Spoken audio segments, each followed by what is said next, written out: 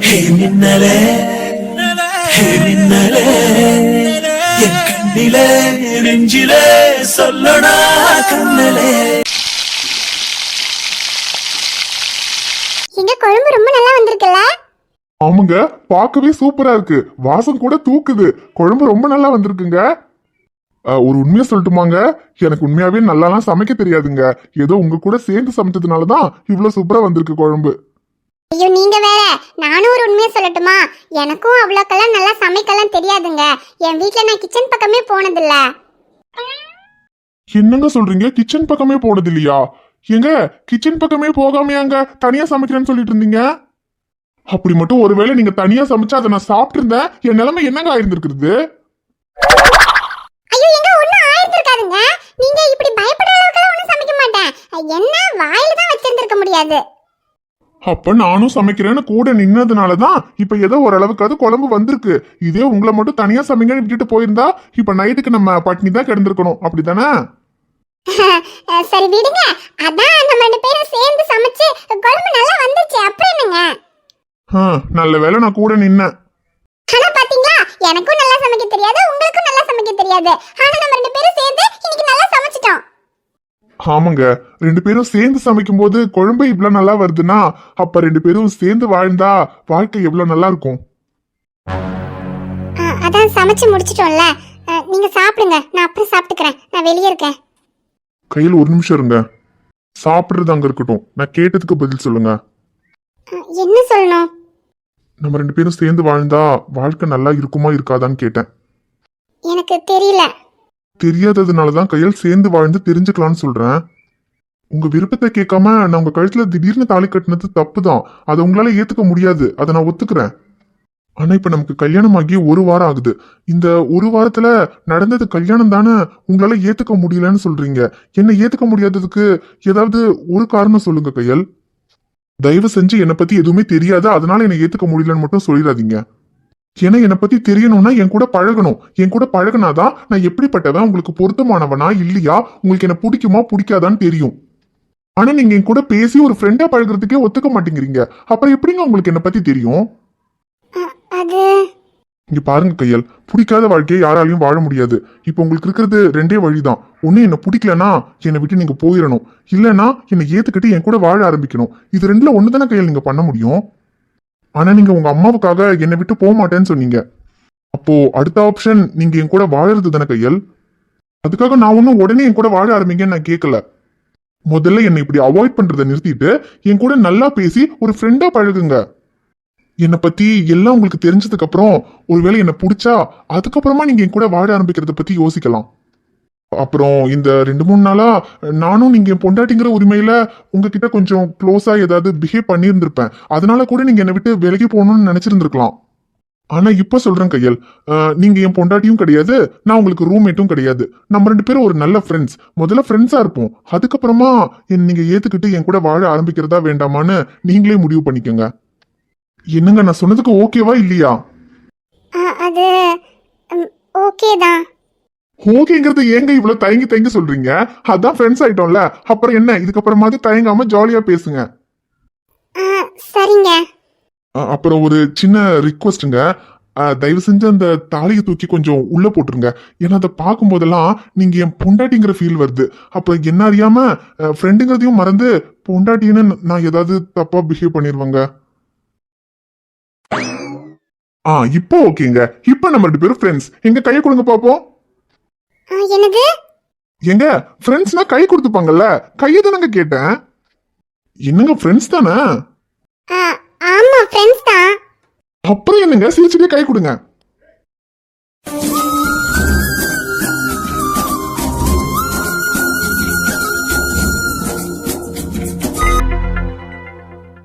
அர்ச்சனை பண்ணணும், பூசாரி இல்லையா? இல்ல, அந்த பக்கம் முருகருக்கு பூஜை பண்ணிக்கிட்டு இருக்காங்க. அதை முடிச்சிட்டு வந்துதான் இங்க அர்ச்சனை பண்ணுவாங்க. கொஞ்சம் வெயிட் பண்ணுங்க. ஓ அதையோ? சரிங்க. தெய்வமே, நான் 3 வருஷமா தேடிக்கிட்டு இருக்கவனை கண்டுபிடிக்கிறதுக்காக தான் இந்த ஊருக்கு வந்தேன். எங்க அவனை கண்டுபிடிக்கவே முடியாதோன்னு ரொம்ப பயந்தேன். ஆனா இப்ப அவனை கண்டுபிடிக்க நீயே ஒரு வழி கொடுத்துருக்க. அவனோட பேரு ஷமீர்னு எனக்கு இப்பதான் தெரியும். அந்த பேரை வச்சு எப்படியாவது அவனை கண்டுபிடிச்சிடணும். அன்னைக்கு நான் அவனை தடவை பார்த்தப்பவே எனக்கு அவன் மேலே இவ்வளோ காதல் வரும், என்னால் அவனை மறக்கவே முடியாதுன்னு தெரிஞ்சிருந்தா அன்னைக்கு நான் எப்படியாவது அவன் முகத்தை பார்த்துருப்பேன்.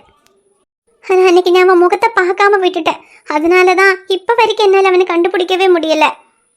ஆனால் இப்போ இந்த ஊரில் ஷமீருங்கிற பேரில் யாரெல்லாம் இருக்காங்கன்னு கண்டுபிடிச்சா சீக்கிரமாகவே அவனை கண்டுபிடிச்சிடலான்னு ஒரு நம்பிக்கை வந்திருக்கு. தெய்வமே, இப்பவும் எனக்கு அவனை பார்த்தா அடையாளம் தெரியாது. அவனாதான் என்ன அடையாளம் கண்டுபிடிக்கணும். அப்படி ஷமீருங்கிற பேர்ல யாரு என்ன அடையாளம் தெரிஞ்சு என்கிட்ட பேசுறாங்களோ அவங்க தான் நான் தேடிக்கிட்டு இருக்கவன். நீ தான் எப்படியாவது அவனை சீக்கிரமா என்கிட்ட கொண்டு வந்து சேர்க்கணும். இந்த பொண்ணு சொல்றதை கேட்கும்போது 3 வருஷமா யாரையோ தேடிக்கிட்டு இருக்கு போல. அதுலயும் இந்த பொண்ணுக்கு அவன் அடையாளம் தெரியாது, அவனா வந்து பேசினாதான் கண்டுபிடிக்க முடியும்னு சொல்லுது. காதுல கழுத்துல கையிலன்னு இந்த பொண்ணு இப்ப போட்டிருக்கிற நகையே 10 பவுன் கிட்ட வரும் போலயே. 10 பவுனை வித்தா எப்படியும் ஒரு 7-8 லட்சம் தேரும். இந்த பொண்ணு சொன்ன விஷயத்த வச்சு எப்படியாவது இவகிட்ட இருக்க நகையெல்லாம் ஆட்டைய போட்ட வேண்டியதுதான். ஜீவா, ஏய், சாமி கும்பிடுறேன்னு போயிட்டு என்ன இவ்வளோ நேரம் என்ன ஃபோன் எல்லாம் பண்ணிக்கிட்டு இருக்க? சீக்கிரமா வா போலாம். ஐயோடே ஜீவா, நான் ஒரு முக்கியமான விஷயம் சொல்றதுக்கு தான் ஃபோன் பண்ணேன். ஏய், என்ன விஷயம்? நான் வெளியே நின்றுக்கிட்டு இருக்க, கோயிலுக்குள்ள இருந்து ஃபோன் பண்ணிக்கிட்டு இருக்க. வெளியே வந்து என்ன விஷயம்னு சொல்லு, சீக்கிரமா வா. ஐயோடே ஜீவா, வெளியே வந்தாலும் சொல்ல முடியாது, ஒரு முக்கியமான விஷயம். நான் சொல்றத கொஞ்சம் பொறுமையா கேளு. ஏய், நம்ம அடிக்கிறதெல்லாம் சின்ன சின்னதாவே மாட்டுது, பெருசா ஒண்ணுமே சிக்க மாட்டேங்குதுன்னு வருத்தப்பட்டுக்கிட்டே இருந்தோம்ல, இப்ப பெருசா ஒண்ணு மாட்டிருக்கு. என்ன சொல்ற? ஆமாண்டா, இங்க சாமி கும்பிட வந்த ஒரு பொண்ணு காதுல கழுத்துல கையிலன்னு எல்லாம் தங்க நகையா போட்டிருக்கா. அவ கழுத்துல இருக்கிற நெக்லஸ் மட்டுமே எனக்கு தெரிஞ்சு 6-7 பவுன் வரும்னு நினைக்கிறேன். எப்படியும் கம்மலு வளையல் நெக்லஸ்ன்னு எல்லாத்தையும் ஆட்டைய போட்டோம்னா ஒரு 10 லட்சம் தேரும். அந்த 10 லட்சத்தை வச்சு நம்ம கொஞ்ச நாளைக்கு நிம்மதியா வேற எங்கேயாவது போய் செட்டில் ஆயிடலாம். 10 லட்சமா? ஏய், ஆனாலும் நெக்லஸ் மட்டும் அடிக்கிறதுனா கூட பரவாயில்ல, எப்படி கம்மலு வலின்னு எல்லாத்தையும் அடிக்க முடியும்? அது கோயிலுக்குள்ள வச்சு மாட்டணும்னா அவ்வளவுதான். ஐயோடே ஜீவா, கோயிலுக்குள்ள வச்சு அடிச்சாதானே மாட்டுவோம். நம்ம அவளை வெளியே எங்கேயாவது தனியா கூட்டிட்டு போய் எல்லாத்தையுமே அடிச்சிட்டோம்னா? அதுக்கு அந்த பொண்ணை எப்படி தனியா வெளியே கூட்டிட்டு போறது? கடத்த சொல்றியா? கோயிலுக்குள்ள வச்சு எப்படி நம்ம 2 பேர் கடத்த முடியும்? அவ மட்டும் கத்தி ஆளை கூட்டிட்டா அப்புறம் அவ்வளவுதான், நம்ம 2 பேரையும் போலீஸ்ல பிடிச்சு கொடுத்துருவாங்க. டேய், அதுக்கு ஒன்றும் நம்ம அவளை கடத்தலாம் வேண்டாம். நான் சொல்ற மாதிரி பண்ணனா அவளே நம்ம கூட வருவா. அவளே நம்ம கூட வருவாளா? என்ன சொல்ற? யாரு என்னன்னே தெரியாத பொண்ணு எப்படி நம்ம கூட வருவா? டே ஜீவா, அந்த பொண்ணு சாமி கிட்ட வேண்டிக்கிட்டு இருக்கிறத நான் கேட்டேன். அவ 3 வருஷமா ஷமீருங்கிற ஏதோ ஒரு பையனை தேடிக்கிட்டு இருக்கா. அவனை தேடிதான் இந்த ஊருக்கு வந்திருக்கேன்னு சொன்னா. அப்ப அவளுக்கு இந்த ஊர்லயும் யாரையும் தெரியாதுன்னு நினைக்கிறேன். அதுவும் இல்லாம அந்த பையனை இவ பார்த்தது கூட இல்லையா. அவன் எப்படி இருப்பான்னு இவளுக்கு தெரியாதா. ஆனா அவனுக்கு தான் இவ்வளவு அடையாளம் தெரியுமா. ஷமீருங்கிற பேர் இருக்கிற பையனை தேடிக்கிட்டு இருக்கா. அந்த பையனுக்கு இவ்வளவு அடையாளம் தெரிஞ்சா அவன் தான் ஷமீர்னு இவ நம்பிடுவா. இப்ப நான் அந்த பொண்ணுகிட்ட எப்படியாவது பேசி அவ பேர் என்ன என்னெல்லாம் விஷயங்கிறத எல்லாத்தையும் எப்படியாவது போட்டு வாங்கி உனக்கு நான் மெசேஜ்ல அனுப்பி வைக்கிறேன். நீ அதையெல்லாம் பார்த்துட்டு அவகிட்ட எப்படி பேசணுங்கிறதெல்லாம் ரெடி பண்ணி வெயி. நான் தான் ஷமீர்னு சொல்லி நீயா அவகிட்ட வந்து பேசு, அப்ப அவ நம்பிடுவா. ஏய், நீ சொல்றதெல்லாம் நல்லாதான் இருக்கு, ஆனா எப்படி அவ நம்புவாளா? அவளுக்கு ஒருவேளை சந்தேகம் வந்துருச்சுன்னா? அதெல்லாம் ஒன்னும் அவளுக்கு சந்தேகம் வராது. அவளை பார்க்கும்போதே தெரியுது பேக்குன்னு, எது சொன்னாலும் நம்புவா போல. அதுவும் இல்லாம அவ இப்ப அந்த பையன் எப்படியாவது கிடைச்சா போதுங்கிற நிலைமையில இருக்கா. இப்போ ஏதாவது சொல்லி அவளை நம்ப வச்சு நம்ம இடத்துக்கு மட்டும் கூட்டிட்டு போயிட்டா போதும். அதுக்கப்புறம் நம்ம அவகிட்ட இருக்க நகையெல்லாம் ஆட்டைய போட்டுட்டு எஸ்கேப் ஆயிடலாம். சரி, பின்ன ஏன்னா லவ் விஷயங்கிற அதனால அவளை ஏமாத்திடலாம்னு நினைக்கிறேன். நம்ம 5க்கும் 10க்கும் எவ்வளோலாம் ரிஸ்க் எடுத்திருக்கோம். இப்போ 10 லட்சம் ரூபாய் கிடைக்க போகுது. அதுக்காக கொஞ்சம் ரிஸ்க் எடுக்கிறதுல தப்பு இல்லை. நீ அவகிட்ட பேசி டீட்டெயில்ஸ் எல்லாம் கேட்டு எனக்கு மெசேஜில் அனுப்பி வை. நான் உள்ள வந்து நான் தான் ஷமீர்னு சொல்லி அவகிட்ட பேசி நம்ப வச்சிடுறேன். அவள் மட்டும் நம்பிட்டா போதும். அதுக்கப்புறம் எப்படியாவது அவளை பேசி நம்ம இடத்துக்கு கூட்டிட்டு போயிடலாம். சரிடா ஜீவா, நான் அவகிட்ட என்ன ஏதுன்னு எல்லாத்தையும் கேட்டுட்டு உனக்கு நான் மெசேஜ்ல அனுப்பி வைக்கிறேன். நீ உள்ள வந்தது அவகிட்ட அவளை தெரிஞ்ச மாதிரி நான் தான் ஷமீர்னு சொல்லி பேசினா கண்டிப்பா அவன் நம்பிடுவா. சரி சரி, நீ எல்லாத்தையும் கேட்டு எனக்கு அனுப்பி வை, நான் அதுக்கப்புறம் உள்ள வரேன்.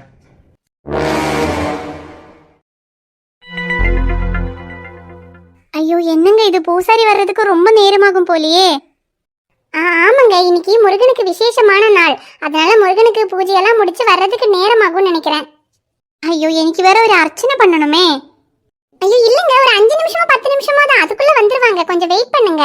அப்புறம் நீங்க வேண்டிக்கிட்டு இருந்ததை நான் கேட்டேன். யாரோ காணாம போயிட்டாங்க, கண்டுபிடிக்கணும்னு சொல்லிக்கிட்டு இருந்தீங்க. யாருங்க காணாம போயிட்டா? போலீஸ்ல எல்லாம் கம்ப்ளைண்ட் கொடுத்தீங்களா? ஐயோ, போலீஸ்ல எல்லாம் கம்ப்ளைண்ட் கொடுக்குற அளவுக்கு அப்படி காணாம எல்லாம் போகல.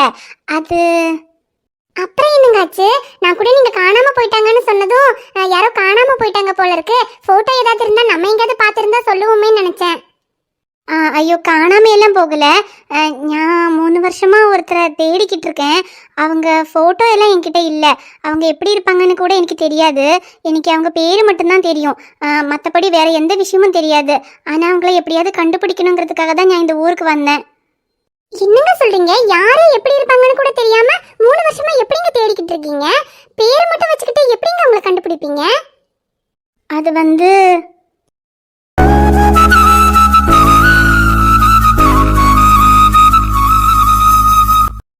அவன் பேர் ஷமீர்னு மட்டும்தான் எனக்கு தெரியும். எனக்கு அவனை அடையாளம் தெரியாது. ஷமீருங்கிற பேரில் இந்த ஊரில் யாரெல்லாம் இருக்காங்கன்னு போய் பார்த்தா அவனுக்கு என்ன அடையாளம் தெரிஞ்சா அவன் தான் நான் தேடிக்கிட்டு இருக்க ஷமீர். அதுக்காக தான் இந்த ஊரில் ஷமீருங்கிற பேரில் யாரெல்லாம் இருக்காங்கன்னு கண்டுபிடிக்கணும். ஓ அப்படியாங்க. சரி, ஒன்றும் கவலைப்படாதீங்க. சீக்கிரமாக நீங்கள் தேடிக்கிட்டு இருக்கவங்க உங்களுக்கு கிடைச்சிருவாங்க. ரொம்ப தேங்க்ஸுங்க. கோயிலில் வச்சு நான் தேடிக்கிட்டு இருக்கவன் கிடைச்சிருவான்னு சொன்னீங்க. கூடிய சீக்கிரமே அவன் கிடைச்சிட்டா நான் ரொம்ப சந்தோஷப்படுவேன். இல்லைங்க, நீங்க வேணா பாருங்க. கோயில்ல வச்சு சொல்றேன்ல, நீங்க தேடிக்கிட்டு இருக்கவங்க கூடிய சீக்கிரமாவே கிடைச்சிருவாங்க. ஒன்றும் கவலைப்படாதீங்க. சரிங்க. அப்பாடா, இவகிட்ட இருந்து எல்லா விஷயத்தையுமே கேட்டு தெரிஞ்சுக்கிட்டாச்சு. இனி இதை அப்படியே அவனுக்கு மெசேஜ்ல அனுப்பி வச்சோம்னா அவன் வந்து அதுக்கு தகுந்த மாதிரி பேசி கரெக்ட் பண்ணிடுவான். சரிங்க. பூசாரி வர்றதுக்கு ரொம்ப நேரம் ஆகுது. எனக்கு வேலைக்கு வேற போகணும், டைம் ஆச்சு. நான் சாமி கும்பிட்டுட்டு கிளம்புறேன். நீங்க சாமி கும்பிட்டுட்டு போங்க. சரிங்க. பேபி பேபி வண்டி நிறுத்து. என்னடா பி, என்னாச்சு? ஏன் வண்டி நிறுத்த சொன்ன? பேபி, இது தான கோயில். இங்க தான சாமி இருக்கும். ஆமா பி, இதான் கோயில். இது கேக்குறதுக்கு தான் வண்டி நிறுத்த சொன்னியா? ஆமா, இதுதான் கோயில்னா அப்ப ஐச்சு கோயிலுக்கு போறேன்னு தான சொன்னிச்சே. அப்பனா ஐச்சு உள்ள தான இருக்கும். ஆமா, அவ உள்ளதா இருப்பான்னு நினைக்கிறேன். அவ எங்கேயோ இருந்துட்டு போட்டு நமக்கு என்ன அபி? நம்ம ஐஸ்கிரீம் சாப்பிட்டு தானே போறோம். நம்ம போலாம் வா. இது பேபி, அது அன்னைக்கு நம்ம ஐச்சுக்கு சாப்பிட போகும்போது ஐச்சுவையும் கூட்டிட்டு தானே போனோம். ஐச்சுக்கும் ஐச்சுக்குன்னா ரொம்ப பிடிக்கும். நம்ம ஐச்சுவை மட்டும் விட்டுட்டு போனா அப்ப ஐச்சு பாவம்ல. அவளா பாவம்? சரியான கேடி. ஏபி, அவெல்லாம் ஒன்றும் பாவம் இல்லை. அவளையெல்லாம் கூட்டிட்டு போக முடியாது. நம்ம 2 பேர் மட்டும் போய் ஐஸ்கிரீம் சாப்பிட்டுட்டு வரலாம். இல்ல பேபி, ஐச்சு பாவம். நம்ம ஐச்சுவையும் ஐச்சுக்கு சாப்பிட கூட்டிட்டு போலாம் பேபி. டேய், ஏன்டா அபி இப்படி பண்ற? அவளையெல்லாம் கூட்டிட்டு போக முடியாதுடா. அவளுக்கெல்லாம் சரியான திமிரு. நம்ம கூட அவ வரமாட்டா, ஓவரா பண்ணுவா. இல்ல, நான் கூப்பிட்டா ஐச்சு வரும். ஐயோ, அதெல்லாம் நேத்து வரைக்கும் அபி. இன்னைக்கு நீ இல்ல, அந்த கடவுளே சொன்னாலும் அவ என் கூட வரமாட்டா. ஏன் வரமாட்டா? அது ஒன்றும் இல்லை அபி. அது எங்களுக்குள்ள ஒரு சின்ன குடுக்கல் வாங்கல் பிரச்சனை. இப்ப என்ன உனக்கு? அந்த ஐஸுக்கு ஐஸ்கிரீம் வாங்கி கொடுக்கணும், அவ்வளவுதானே. நம்ம வரும்போது வேணா வாங்கிட்டு வந்து கொடுத்துக்கலாம் அபி. ஐயோ பேபி, நம்ம வாங்கிட்டு வந்தா ஐச்சுக்கு பிடிக்காது. ஐச்சுக்கு என்ன ஃப்ளேவர் பிடிக்கும்னு உனக்கு தெரியுமா? ஆமா, இது என்ன பெரிய சிதம்பர ரகசியமா? எல்லா பொண்ணுங்களுக்கும் பொதுவா ஸ்ட்ராபெரி ஃபிளேவர் தானே பிடிக்கும். அவளுக்கும் அதான் பிடிக்கும்னு நினைக்கிறேன். அதுவே வாங்கிட்டு வருவோம். ஸ்ட்ராபெரியா? பேபி, நானும் பொண்ணு தானே, எனக்கு சாக்கி ஃப்ளேவர் தான் பிடிக்கும். ஐயோ சரி விடு அபி. இப்ப என்ன, சாக்கி ஃபிளேவர்ல, ஸ்ட்ராபெரி ஃபிளேவர்ல, வெண்ணிலா ஃபிளேவர்லன்னு எல்லா ஃபிளேவர்லயும் வாங்கிடலாம், போதுமா?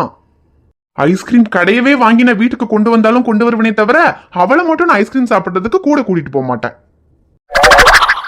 நீ தினமும் பெரிய இவ மாதிரி எவ்வளவு ஓவரா பேசினான்.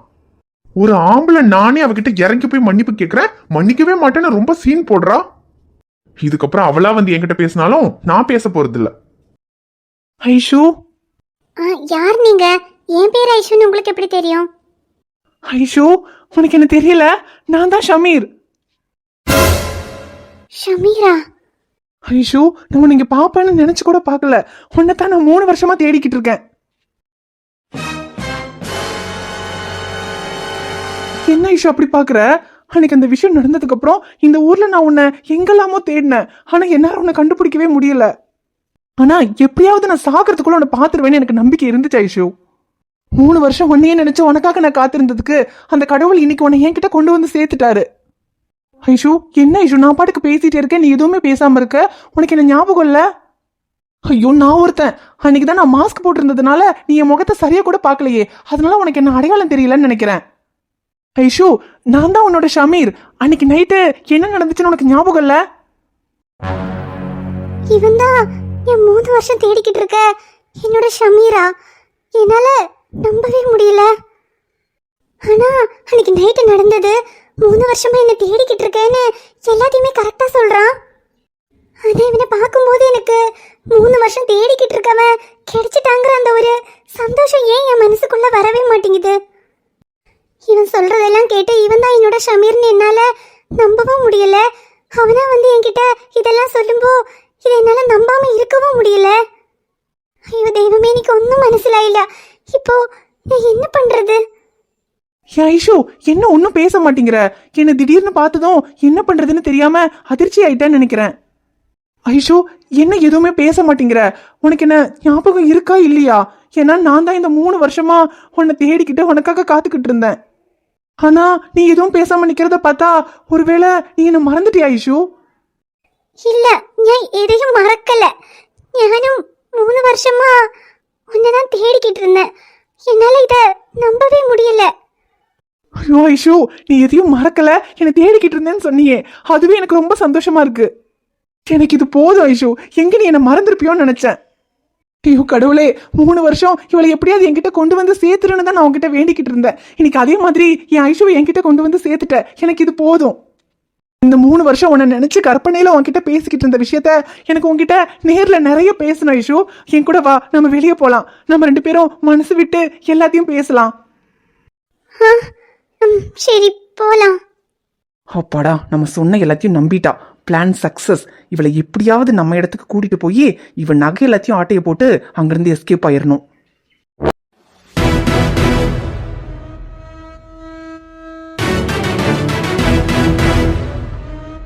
ஹாய் ஃப்ரெண்ட்ஸ், எல்லாரும் எப்படி இருக்கீங்க? நிச்சயமா நலமா இருப்பீங்கன்னு நம்புறோம்.